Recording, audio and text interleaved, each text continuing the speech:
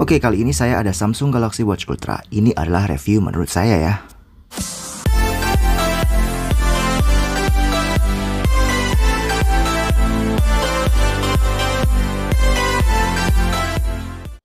Galaxy Watch Ultra ini emang kelihatan gede dan tebel sih di tangan saya. Lumayan berbobot ya, tapi karena itulah watch ini jadi kelihatan keren dan premium.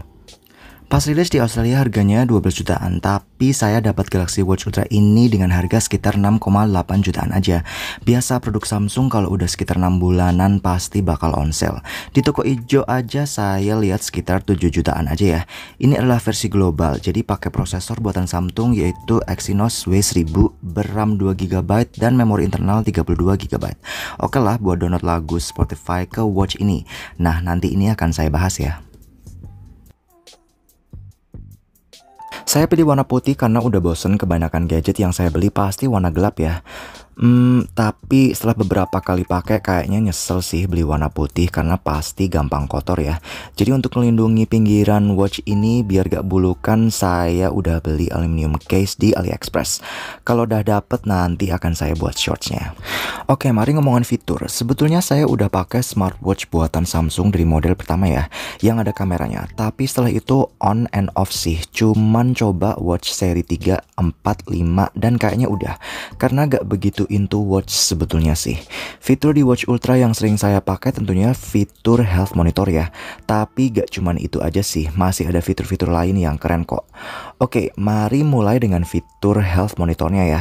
Bagi kalian yang suka jalan, jogging, lari dan lain-lain, pasti udah tahu ya, watch ini bakalan jadi temen yang akan memonitor exercise kalian. Watch ini akan membantu men-tracking kegiatan semisal jalan Anda, kayak berapa lama, jarak, heart rate, dan total kaloris Anda. Yang pasti nantinya bisa dilihat di aplikasi Samsung Health. Jadi bagi kalian yang concern dengan outcome data exercise kalian, Watch Ultra ini kudu masuk ke bucket list gadget yang harus dimiliki.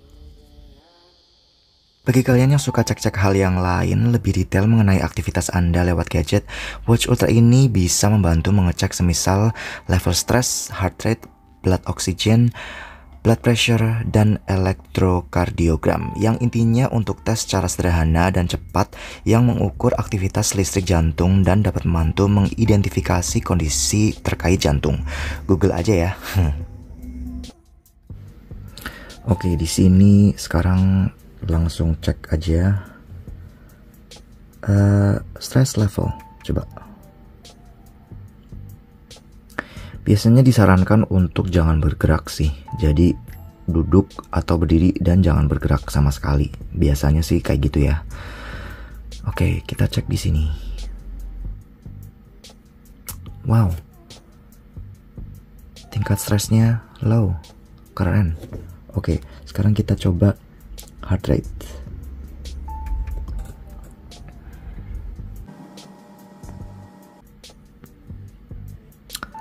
Uh, 74 BPM.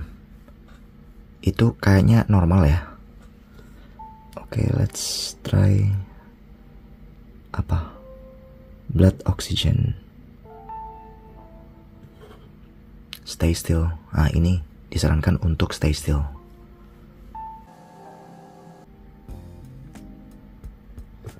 94%. Bagus ya, kayaknya di atas 90 deh kalau nggak salah. Oke, sekarang kita cek ini blood pressure. Nah, biasanya ini kalau nggak salah tap to measure. Oke, dibenerin kayak gini dulu ya, harus di bawah cenono ini. Alah, oh gue. Oke.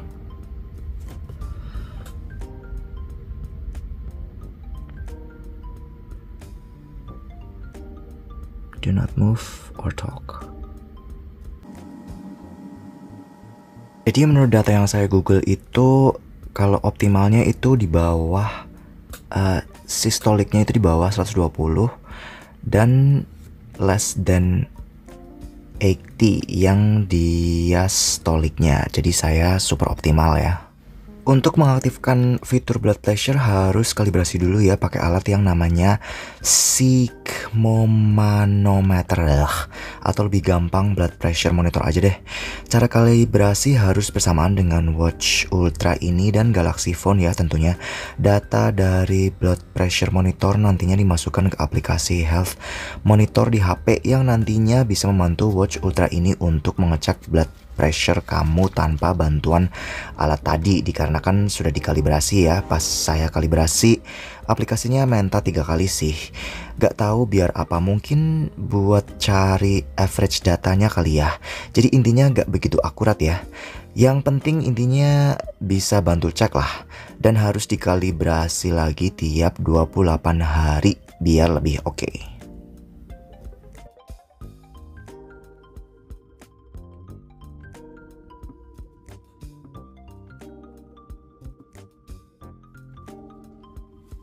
Oke, terus yang terakhir ini ya. Apa namanya? ECG, elektro bla bla bla. Kardiogram, something like that. Oke. Jadi harus ke belakang banget ya. Oke. Dan harus pegang sini ya.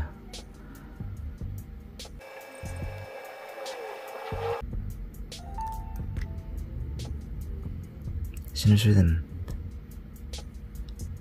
does not show signs of arterial.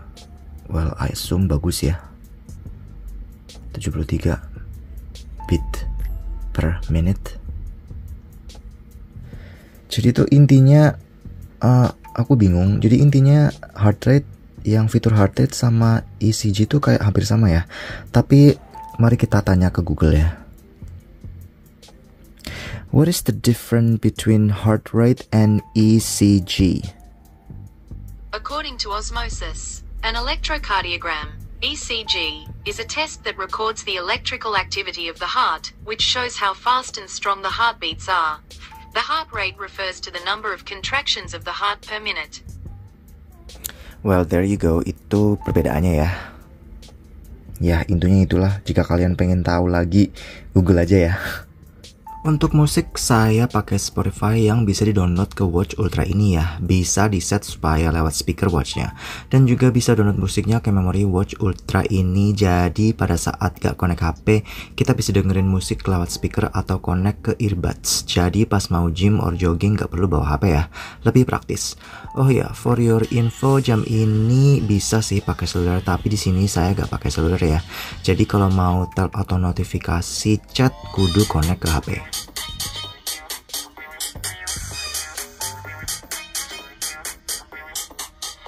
Menurut saya suara dari speaker Watch Ultra ini termasuk keras dilihat dari ukurannya ya. Sumpah bagus dan keren sih. Pas lagi belajar bisa dengerin musik klasik dan mungkin dengerin lagu relaksasi lainnya.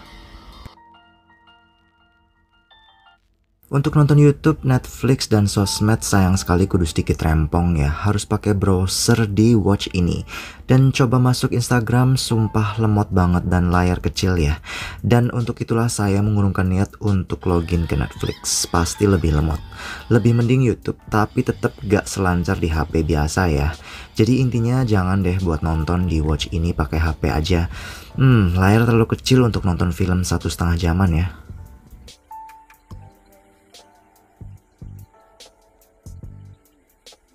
Fitur lain keren yang saya pakai di antaranya adalah fitur gesture, kayak pinch, knock, dan shake.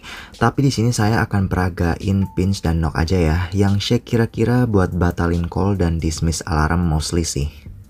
Dan di fitur knock ini kalian bisa set ke aplikasi yang sering kalian pakai ya. Di sini saya set ke kamera kontrol karena yang menurut saya akan lebih sering saya pakai aja sih. Oke, mari kita. Karena tadi knock-knocknya saya setting ke kamera ya, coba. Oke, nggak bisa. Bisa. Tuh ya, kebuka ya. Oke. Terus kalau di pinch itu harusnya taking foto ya, coba. Bisa tuh. Klik. Coba sekali lagi. Bisa. Oke, mantap. Terus ada fitur lain lagi sih yang saya suka. Ini Air Gesture kalau nggak salah. Tapi harus download aplikasi dulu ya.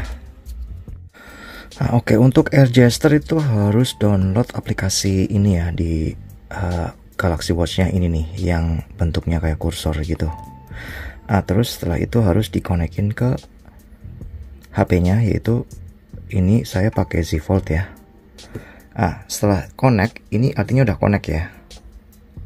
Nah, setelah connect tuh di HP-nya ada kursornya tuh.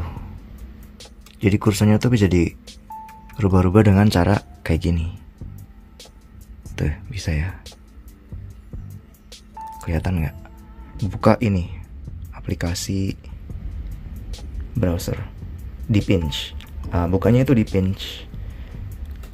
Terus coba kita dan kalau misalnya coba klik ini, masuk ke situ. Terus kategori utama, ya intinya gitu sih. Jadi kayak gini ya. Terus di pinch untuk masuk ke website itu. Intinya gitu sih. Terus kita ke home. Terus foto. Jadi intinya hampir mirip sih. Jadi ke tombol ini terus di pinch saja untuk taking foto. Klik. That's it sih. Jadi mainan kayak gini nih. Tuh. Kelihatan ya. Oke sih fiturnya. Oke, sekarang mengenai button. Ada 3 button di Watch Ultra ini, yaitu home button, action button, dan back button. Di tiap button bisa disetting ke aplikasi yang mostly kita pakai ya. Sebagai contoh, di home button saya set sebagai berikut. Tahan untuk Google Assistant, tekan 2 kali untuk akses cepat ke Spotify. Di action button yang mostly lebih concern ke Samsung Health, tapi bisa diset sebagai stopwatch, torch, water lock, atau none alias kosong. Di sini saya set ke Samsung Health dan yang ke bagian walk karena saya lebih sering exercise jalan ya. Dan jika action button ditekan tahan 5 detik akan muncul suara siren yang keras yang nanti akan saya jelaskan. Fitur ini masuk ke safety dan emergency. Tombol back ya untuk back jika ditekan sekali, dan jika ditekan lalu tahan akan muncul Samsung Wallet yang bisa buat transaksi pembayaran. Saya tipikal orang yang jarang bawa dompet dan mostly gak pernah karena kebanyakan pembayaran di sini cashless ya. Pasti selalu lupa bawa dompet tapi gak pernah lupa bawa HP. Dan di Watch Ultra ini support buat metode pembayaran wireless ya. Mostly saya pakai buat tap public transport kayak kereta dan juga buat semisal bayar minum di vending machine ini.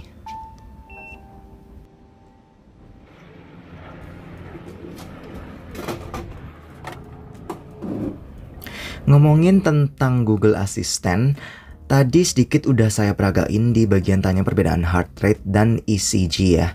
Gak cuman buat tanya info aja, tapi bisa perintah misal kasih peta menuju suatu tempat, buka aplikasi, telepon, dan kirim pesan juga sih.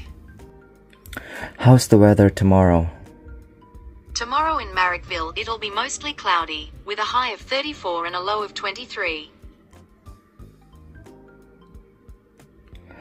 Open Spotify app. Opening Spotify.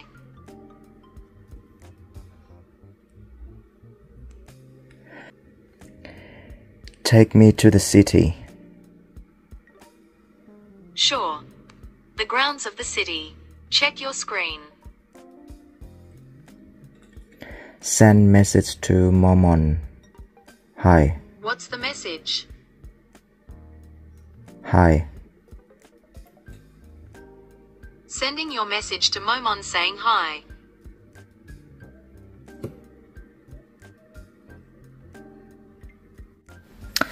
Oke, ini sebetulnya fitur biasa sih. Jadi intinya tuh kalau misalnya kalian lupa naruh HP di mana, bisa dipanggil lewat sini ya. Caranya gini. There you go. Dan itu pun sebaliknya ya, kalau misalnya kalian lupa naruh jamnya di mana, nanti bisa dipanggil di HP. Intinya gitu sih. Aplikasi lain yang kudu ada di watch ini adalah Samsung Find, yang intinya bisa detect semua device yang kamu punya di watch ini. Keren kan? Selain fitur-fitur mantap di atas, ada fitur safety dan emergency juga. Salah satunya siren dengan cara tekan tombol action selama 5 detik. Yang intinya di saat kalian terluka dan gak bisa berdiri, mungkin capek buat teriak, bisa aktifkan mode siren ini. Watch Ultra akan menghasilkan suara melengking yang bertujuan menarik perhatian dari orang sekitar. Dan ada tombol untuk telepon ke nomor darurat supaya cepat-cepat mendapat pertolongan ya. Dan sumpah suaranya melengking banget.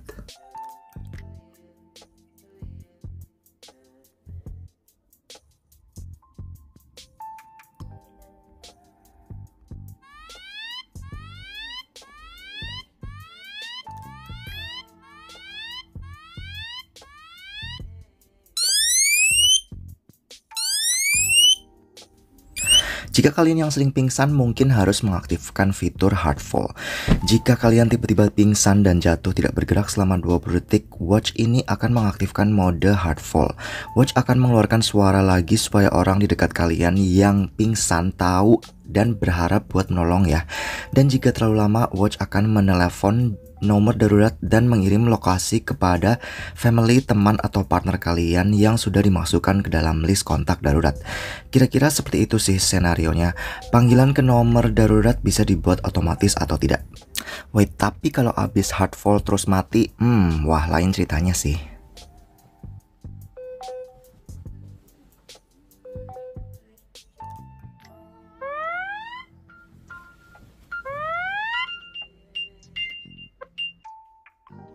Oke, saatnya ngomong kelemahannya ya. Yang pertama, sayang sekali gak bisa charge lewat power share dari HP lagi ya. Gak tahu kenapa Samsung ngilangin fitur ini di Watch Ultra. Bisa di charge lewat power bank atau kabelnya dicolokin ke HP, yang intinya kayak power bank juga sih. Tapi jadinya tambah rempong kan, harus bawa kabel chargernya kemana-mana, kan jadi gak praktis ya. Oke, yang kedua tentang baterai. Boros sih kalau semua fitur on.